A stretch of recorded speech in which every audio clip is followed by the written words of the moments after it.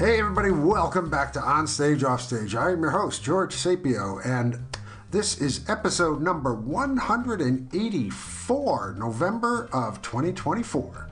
Our guest this month is J.B. Alexander. J.B. is a playwright, actor, and sometimes director, and we will be presenting his play, Melting the Ice, which is the third in our Missing Home series. Immediately following the play, there will be an interview with J.B. himself, so please stay tuned. Melting the Ice by J.B. Alexander. The characters are Gabriella Villa, a United States Immigration and Customs Enforcement Officer, played by Morris Stevens, and Mark Rosenbaum, an attorney, played by Michael Horney. Our play opens at an ICE detention facility near the U.S.-Mexico border. The time is June of 2018. Yes, how can I help you? Hi, I'm Mark Rosenbaum. I'm an attorney with the firm of Gibson, Paul & Curtis. We're working pro bono with the Immigration Rights Project of the ACLU here in Texas. Okay. I represent Amalia Hernandez, who's been detained at this facility since Monday. Miss Hernandez was separated from her son Antonio when she was taken into custody by ICE. Can I help you with something? Yes, we're trying to locate Antonio so he can be reunited with his mom, my client. Okay, for family reunification, you have to fill out ICE Form 2311 and submit it at Windows 7. Yes, I know. We have Form 2311, and I filled it out with all of my client's information. Windows 7 is around the corner. Yes, we submitted it, or rather, we tried to submit it, but the officer told us that they couldn't accept it without an alien number for Antonio. You can just write in his A number in the space provided, line 16.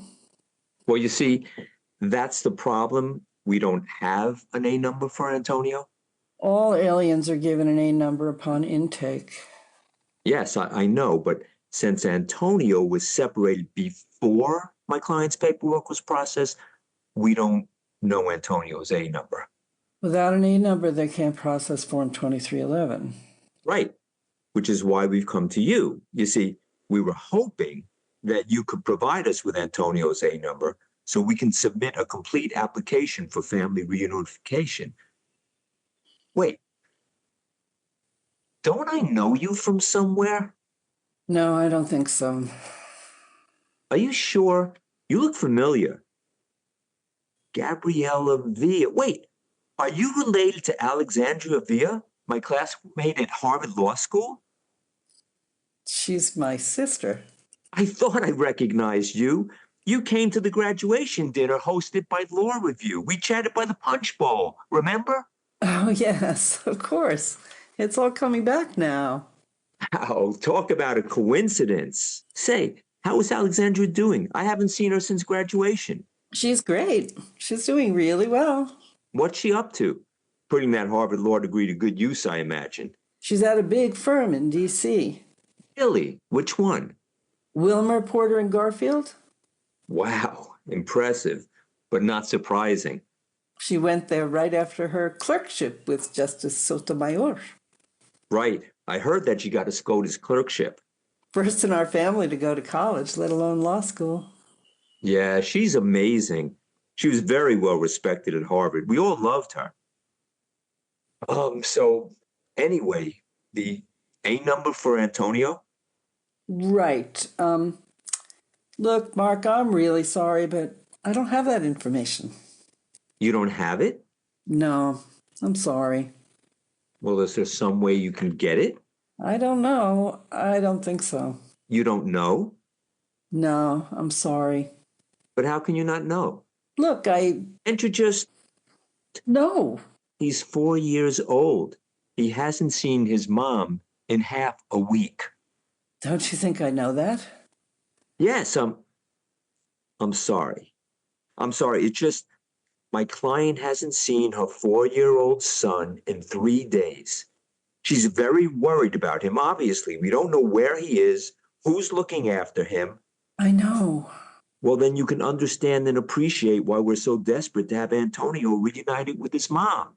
Of course I can appreciate it. So you'll help us then? Mark, You know me. You know my family. Of course, I'd like to help you, but we just don't have the A number on file here. But if he was processed here into the system, shouldn't it be in the computer? Well, yes, in theory, but it's not here, which means that he must have been separated before we processed her. Well, isn't there some way you can get it? Maybe put in a request. Possibly, hopefully. Let's see. What's the child's name again? Antonio Hernandez. Antonio Hernandez. Antonio Hernandez. Damn it. No, I'm sorry. We don't have any record of an Antonio Hernandez. Jesus, Gabriella, you're telling me you don't have an A number. You don't have the child's name in your database. We're talking about a 4-year-old child. You're telling me you just lost him? Mark, please. You just... Mark, please. I want to help you. It's your job to keep track of these people. Don't tell me what my job is. I just can't believe that I'm sorry, that your agency could just have lost a 4-year-old child. How is that possible? We didn't lose him. It's just we have a new policy, zero tolerance. Zero tolerance, zero humanity, zero compassion. Do you think I like it? Do you think I enjoy this? I don't make policy, I enforce it. That's what civil servants do. Didn't you learn that at Harvard? I'm sorry. I'm sorry. I know it's not your fault. It breaks. I'm sorry. No, I'm sorry. I didn't mean to upset you. I know it's not your fault. Thank you. But you can see the situation we're in. My client's child was taken from her 3 days ago. We can't get any information on him. You can't tell me his A number. There's no record of his name in the computer system. Mark, all I can tell you is that the child is being properly looked after. Properly looked after? Yes. How do you know that? You know where he is then. You do, don't you? Gabriella, please let me know where Antonio is so we can get him back to his mom. I'm not at liberty to give out that information. I could get in a lot of trouble. I know. No, I don't think you do. I could be fired. I'm a single mom. I have 2 kids of my own. No, Just try to understand the position I'm in. do. I am.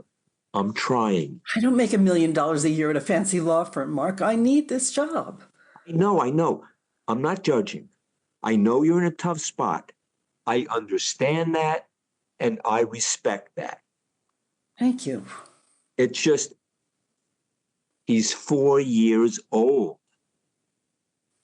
Remember, at the party, we talked about Pancho Villa? Yes, I remember.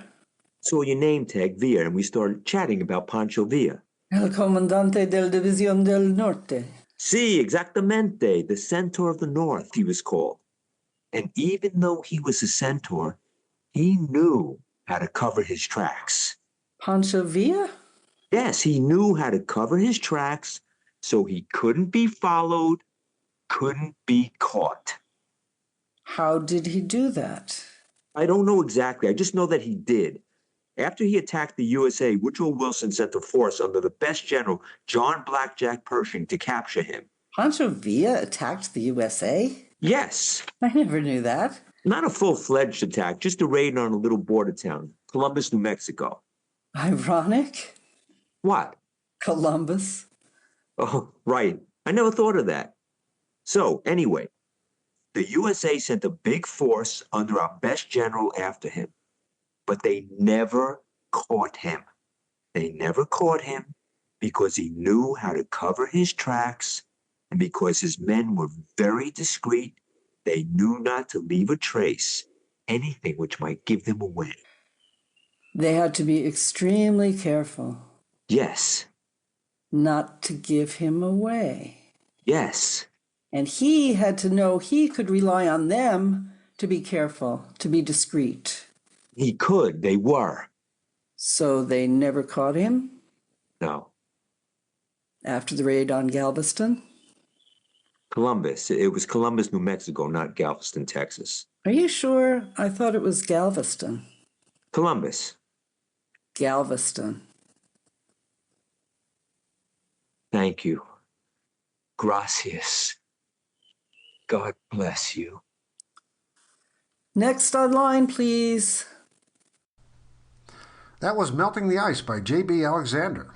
The characters were Gabrielle Avila, played by Morris Stevens, and Mark Rosenbaum, played by Michael Horney. JB was kind enough to stop by our Zoom studios to give us a bit of a chat and talk about his play. Melting the Ice, like I said before, as soon as I read this, I knew I definitely wanted to do it. Where did this come from? What sparked you to write this? I wrote the play in 2018, 2019, around the time that the family separation policy was in place at the U.S.-Mexico border. It was I actually wrote it for a class that I was taking at HB Studio, where I've taken playwriting and acting classes, and it was a class project. So we would write a draft and come in and workshop it and revise it, and this was. So this was the sort of like the final project that I did for the class. I submitted it. There was a festival called the Art of Protest Festival in 2019 that it was produced at. So we did have one production of it. What was the reaction to this? Because this is an issue that, with an audience of 200 people, they can be greatly divided upon the nature of the ending, which I'm not going to give away yet. It seemed, I mean, if you're going to write stuff, this is one of the more delicate, shall we say, political subjects to tackle.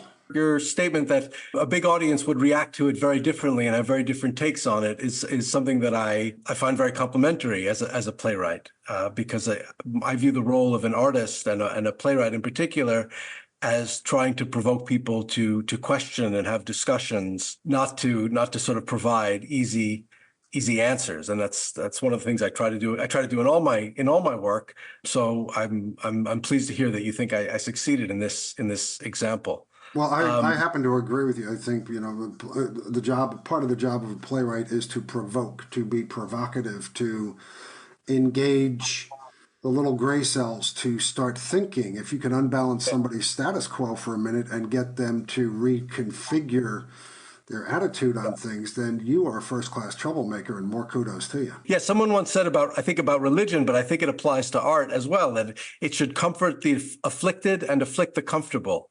And by comfortable, not only the physically material comfortable, but people who are comfortable in their outlook and their beliefs. It should unsettle things. We're going to talk about Kafka later in the discussion, hopefully, but he once said a book should be an axe to the frozen sea within you. So he was definitely of the view of that art should be destructive. You know, he being Kafka used a violent metaphor. I don't know that I would be that graphic in my choice of metaphor, but yeah, I think it is the role of the artist to be unsettling. One of my other plays is inspired by the late Václav Havel of blessed memory. Yes. And that was very much his approach to playwriting as well. And he was I think he was one of my inspirations, maybe not consciously, but he was certainly one of my inspirations for Melting the Ice as well. I had two objectives with Melting the Ice that are, I wouldn't say they're in conflict, but they're somewhat in tension, in a certain tension with each other, which is one, just speaking personally, I was so horrified by what I was seeing our country doing at that point in our history, and not to oversimplify the issue of immigration, which is a complex topic, not for playwrights, but for politicians and political scientists.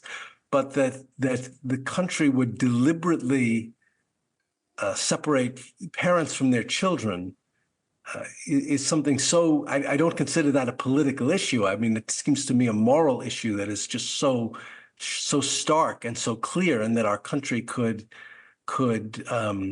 descend to this was very disturbing to me. So I wanted to use my voice as an artist to call attention to that. At the same time, and this has only gotten worse since I've written the play, And another problem in our society is the siloing of our population into these political and social echo chambers, where we only listen to our own side and demonize the other side without encountering them in their full humanity. So I won't, without giving away too much of the play, I wanted to create a sympathetic antagonist, which is something that I think I drew from Havel. You know, Havel growing up in communist Czechoslovakia and showing depicting political situations in which individuals are persecuted or hounded or even if not persecuted, pressured to conform to certain state practices and so forth. But he never demonizes those who have made different choices from him. You know, he's very sensitive and very, very thoughtful about showing the antagonists in their full humanity, in their full pathos. And that's something, you know, I'm no Václav Havel, I'm no Franz Kafka, but that's something that I strive to do in my work, and I certainly strove to do in this play. Well, the art of playwriting, for those of us who have been doing it for a while, becomes more complex, I think, as we go along. And the creation, the drawing of characters that are, as we would love to see them, eventually complex. Yeah. Rather than simplistic, rather than tropes, rather than stock characters, which is something we see all over the media. It's much easier to understand a black or a white shade than it is to try and negotiate something in the middle that you can also agree and disagree with. We've been kind of moved out of the critical thinking phase, and I think getting back to what artists should be doing is to encourage critical thinking. I had a colleague a number of years back who said all art is political, and that simple statement I find to be ringing more and more true as we go on, that especially in these wayward times we're having, a lot of the art is becoming more and more it's examining more and more of the human condition, which is what it's supposed to do in the first place, but it's getting more teeth, I think. Yeah. Yeah, I don't know if I have to think more if I agree or disagree that all art is political. I mean, certainly a lot of art is political. I wouldn't disagree with that. And I mean, humans are political animals. We organize in societies. So I'm a little bit on the fence about that. Although I do have a kind of art for art's sake sort of take as well. I mean, I think humans are social animals, but we're not exclusively social animals. I mean, we're creative beings as well. So I don't know if I fully agree with that, but I certainly agree with it to a large extent. Yeah. I think a lot of the problem, I don't know, you're in Philadelphia, I'm in New York. A lot of the problem with political theater that I see nowadays is that it often just degenerates into agitprop. My play is about why we're the good guys and they're the bad guys, right? Which isn't very interesting or very at least from my perspective, true to what the artist should be doing. So, right, yeah, it's much easier to write simplistically than it is to challenge the audience, and your audiences tend to get smaller and smaller the more you write stuff that tends to challenge them. At least in this particular day and age. I didn't exactly agree with the all art is political thing when I first heard it, and I'm not saying I'm agreeing with it 100% now, but I've been agreeing with it more and more over the years. And it's not that I just want to admit that she was right, but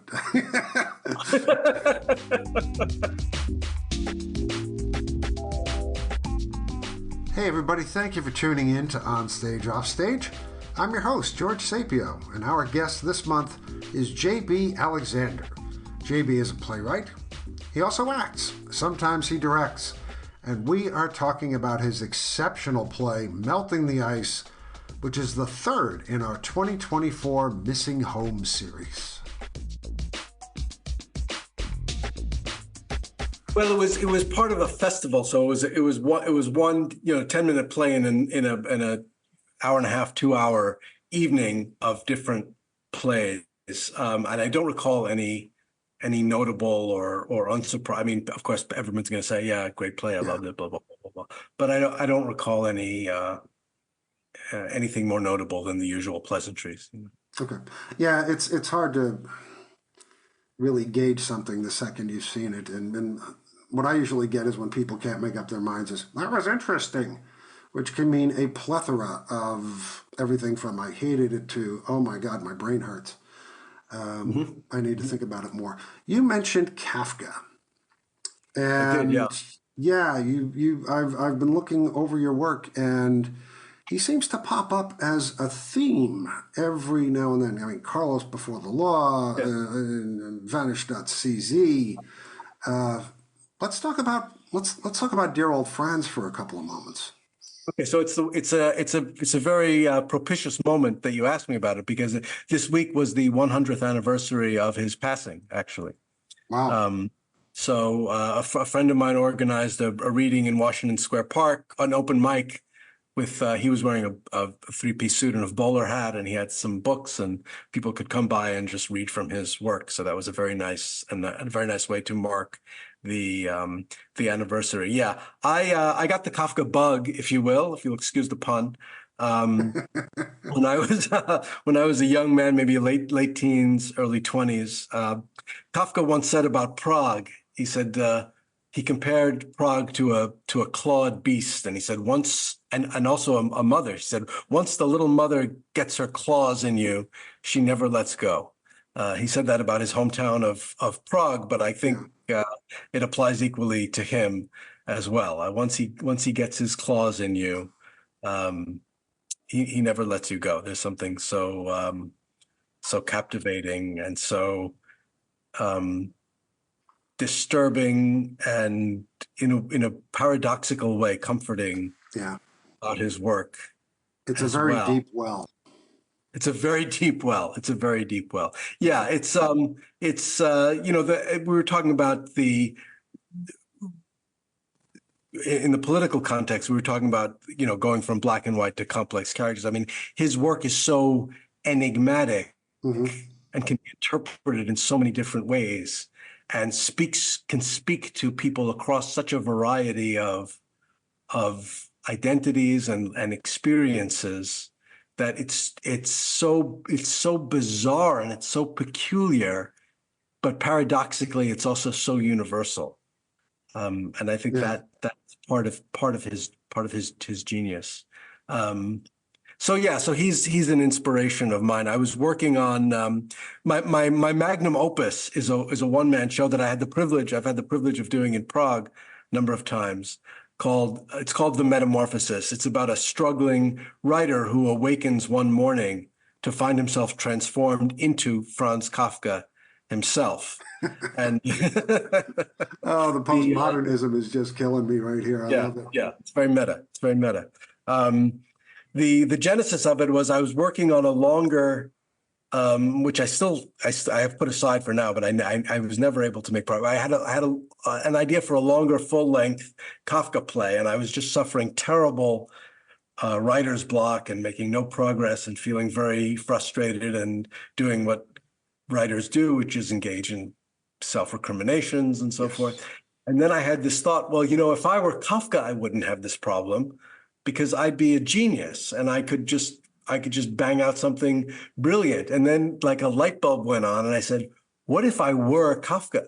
And then in about Kafka wrote The Judgment, his first major story, The Judgment, in one night of ecstasy. And I had a sort of similar experience. Like in one night, I had that light bulb went on one evening, and by the next morning or afternoon, I had a first draft of my one-man show about a struggling writer who becomes Franz Kafka, and that's incredible. Experiences all the success and acclaim that has always eluded him, but is haunted by this feeling of it's not really him. He's just a vessel for the genius of Kafka. He doesn't physically transfer. He basically he gets the genius and and has the soul of Franz Kafka. So he goes on a search to figure out what has happened to him, and he goes to the comp lit department at Columbia University, and he finds a Hasidic rabbi in Brooklyn to advise him about mysticism, and then he talks to a brilliant psychiatrist to ask if he's suffering some kind of mental, psychotic break, and it ends as all Kafka ends. All Kafkaesque stories, should end with no definitive answers or resolutions, but hopefully a lot to ponder and process. And I'm working to try to turn it into a television series along the lines of Russian Doll. You know the show Russian Doll? I have not seen it. No.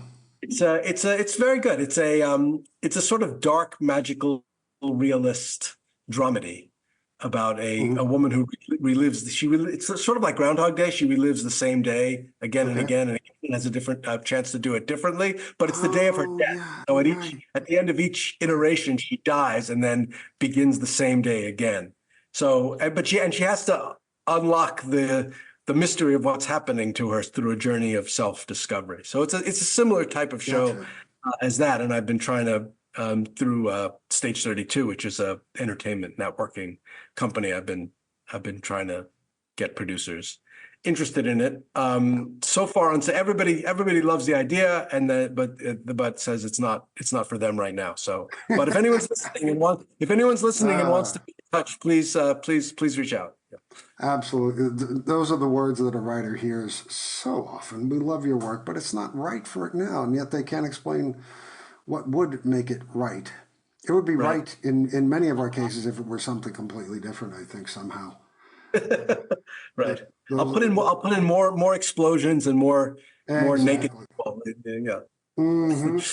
Yes. Yeah. Okay, we're playing to the cheap seats then. But, yes. Yeah. So that was really my first venture into Kafkaesque writing, and I've written I wrote another play called Carlos Before the Law, which is I described it as waiting for Godot meets 24. Also, interestingly, it also starts off in a dystopian world that resembles somewhat the U.S.-Mexico border. And I did it I performed it with a very dear colleague who also contributed some of the writing, and we co-directed each other in it. It starts off with an interrogation in an interrogation room. And then it goes to sort of very strange, bizarre, and self-referential. Because it starts off pretty challenging in the first place. Yeah. Yes. Do you see any lighthearted comedies in your future? It's interesting. Kafka, he has this image of being very dour and depressing and so forth, but he's also very funny. There's a lot of humor. Sometimes I'll be reading him and I'll just sort of laugh out loud at the way he juxtaposes these incredibly heavy, angst-ridden, passages with the most lighthearted and absurd details. You sometimes just start laughing out loud. So, I think it's the nature of humanity. We have to laugh at ourselves, especially in the darkest of times. Otherwise, it's very hard to ingest an entire production without something to leaven the seriousness.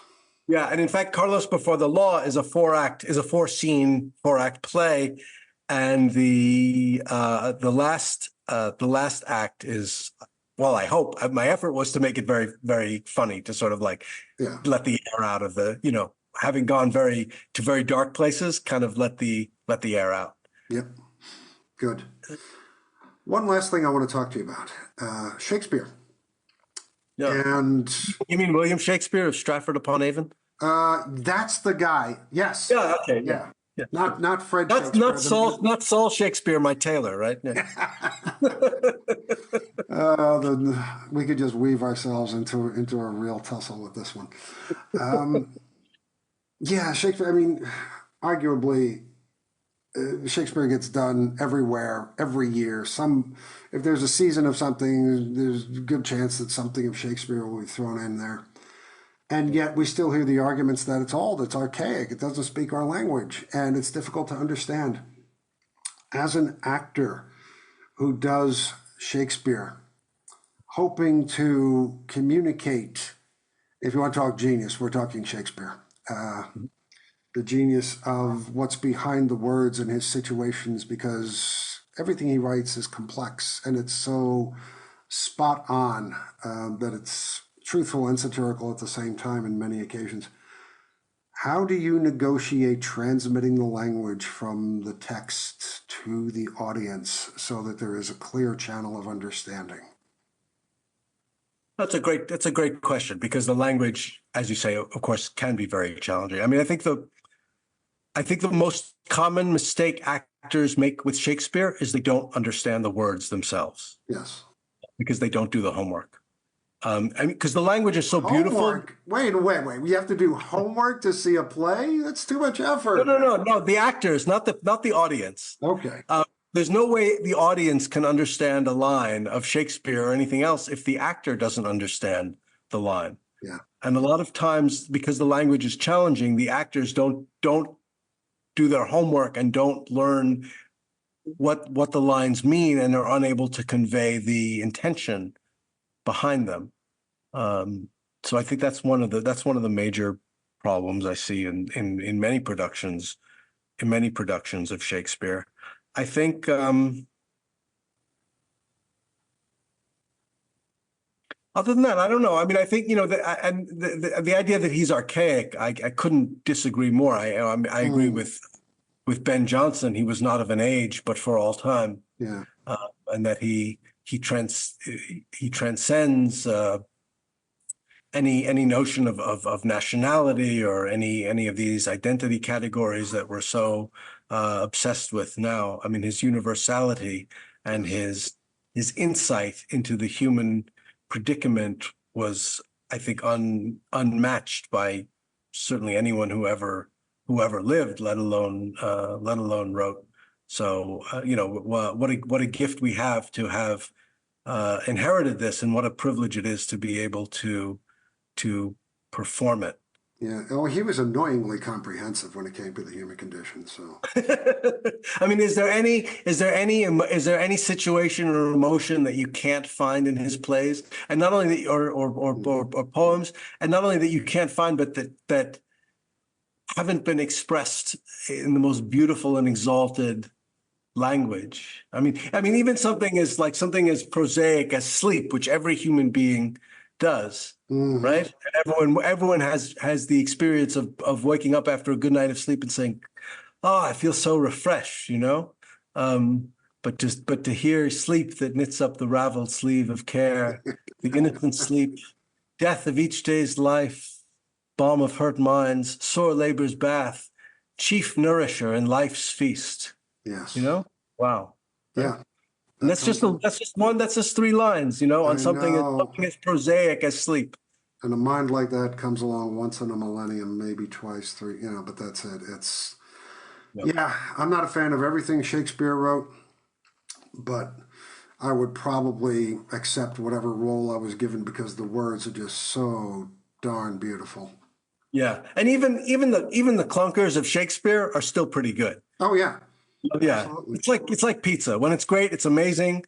When it's not great, it's still pretty good. It's still pretty good. Yes. Pizza's even good cold. I mean, come on. Did you ever play Malvolio? No, but funny you should ask. No, but I want to. Okay. And actually, a company that I'm working with is doing 12th Night this winter. And Joe, if you're listening to this podcast, George thinks I'd be a good Malvolio. He'd be an amazing Malvolio. Okay, I can tell just by talking to him for the last 23 minutes and 39 seconds. I think that's a compliment. Because I've done the role twice. Okay. It's a great role. Once seriously and once in a much more comedic vein. And I could do it again 2 or 3 times just because there's so much there to mine and so much humanity to get into. One of my favorite characters in all of Shakespeare. So, It's JB a great. Alexander, this has been amazing talking to you. And thank you so much for being here. And thank you so much for your beautiful, wonderful play, Melting the Ice. Oh, George, the honor is all mine. Thank you for having me on the podcast. I'm so glad you enjoyed Melting the Ice. Hey kids, thanks for listening to On Stage, Off Stage. On Stage, Off Stage is produced monthly, and all of our shows can be found at onstageoffstage.org and also on Podbean, Apple Podcasts, Spotify, iHeart, and Google Podcasts. If you enjoy what we do, please recommend us to your friends. Don't forget to like us on Facebook and follow us on Twitter at OnOffStage. And if you are a theater artist with an upcoming project or interest, or know of someone in the theater world who'd make good chat, by all means, send us a note at onstageoffstagepodcast@gmail.com. Our theme music is Don't Worry, Be Frappy by the composer Max Dickinson. You can find a lot more of Max's magnificent music on SoundCloud. I'm George Sapio. Thanks once again for listening, and please be kind to those with whom we share this rock. And as always, happy theatering to all of you.